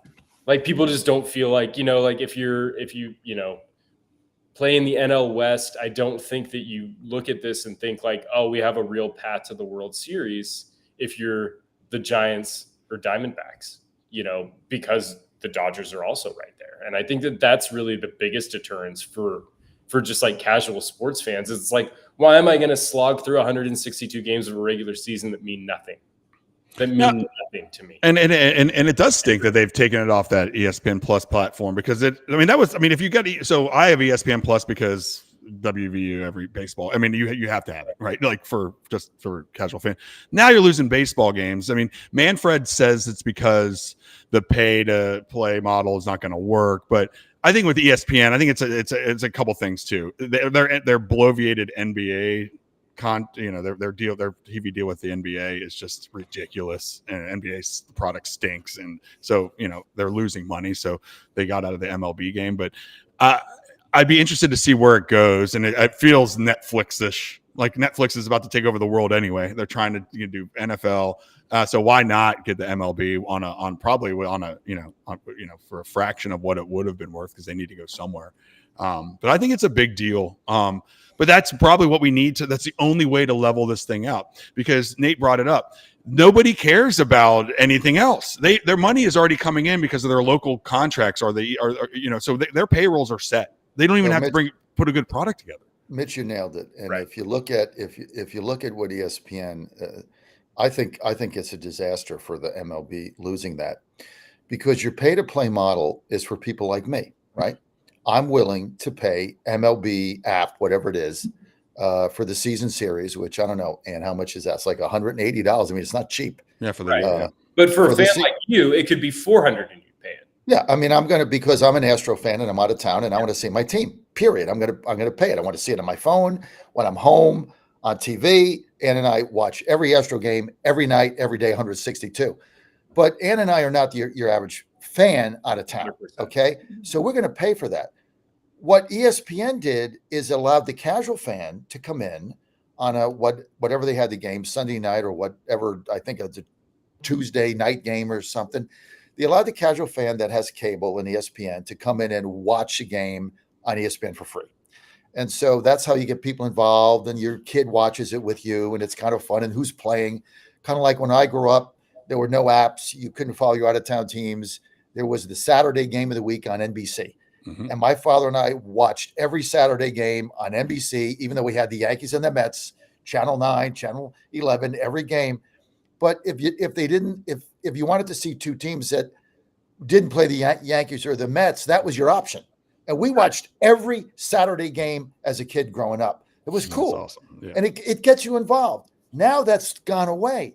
Now they're making it, you have to be a diehard fan like Ann and I are, spend $190 that watches your team every day. We're not average people that do this. And so it really takes away from younger people seeing teams on TV, getting excited about the players. That's all gone now with ESPN going out. I think it's a catastrophe for them.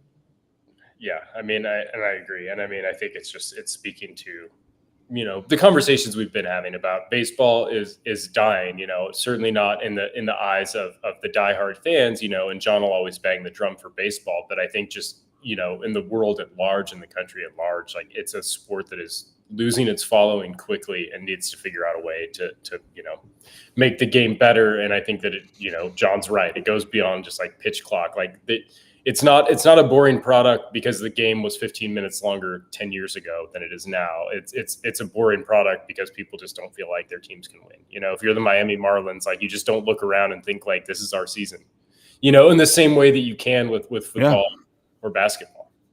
Where you're like, maybe sneak into the playoffs and that's good.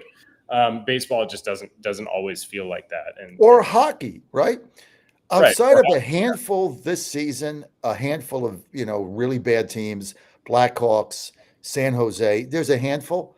This Stanley Cup is wide open. There are 16 teams that can win the Stanley Cup this season. I mean, it's wide open. The salary cap has done that. The floor and the max has made so many teams. There's parity. And so every games are exciting. The season means something because, Penguins got to win all these games to even have a shot to look at the inside. But I mean, if you're a fan if you're a Toronto Maple Leafs fan, you guys can win this thing, right? If you're a Flyers fan or an Islanders fan or a Devils fan, you got a shot. So it's a lot more exciting. And what they've done with baseball is you got top tier teams, bottom feeders, and now you can't even see them on TV without paying for it. Unbelievable. And like we talked about, the lower teams have a model to be profitable by not putting a good product out there. So Bingo. when Oakland made their run or when Kansas City made their runs, I bet you they didn't make a lot of money, right? Because they had to spend a little bit to get their players, and then they looked around and they were like, "This isn't." Good. Well, I mean, like, you know, Jim Leland is my favorite coach of all time, and it kills me. It kills me that he had to go down to Florida to win his. But that's exactly Florida's model. We'll spend and then we'll retract. You know, we'll make some money for 4 years and then we'll spend again. The problem is the Pirates don't ever, you know, come back and spend. It's yeah, but the model is just wrong all the way through, because you can still be profitable by not, like, you bring back McCutcheon. Like, come on, man. Like, I love him to death, but can we get somebody to, you know, with a great pitcher? You know, whatever. Well, they released your first baseman because he didn't want to pay him like a $50,000 batting bonus or something when he had too many at bats. So they cut him at the end of the season, and he was one of their best hitters. I forget. Oh yeah, I forget. He hit like homers with guys on base. By the way, Mitch, put this on your calendar for your wife and your kids. Okay. June, I think it's 1st, 2nd, and 3rd. Ann and I have the Pirates box. All three of those games. You and your wife are invited. All your friends are invited. We have it all 3 days. We have the skybox there. We got tickets for you. You can only guess why we're there all 3 days and why we have all 3 boxes. Who do you think they're playing? The Washington. The Astros. Yeah. Houston. Easy. We got the boxes on all 3 games. We're going to invite all our friends. Hey, we're in. We're in. Right. I'm coming. And that's our show for today. If you want to hear a little bit of golf talk, stick around for Golf with Jay Delsing up next. We'll see you next week. Great job, Mitch. Great job.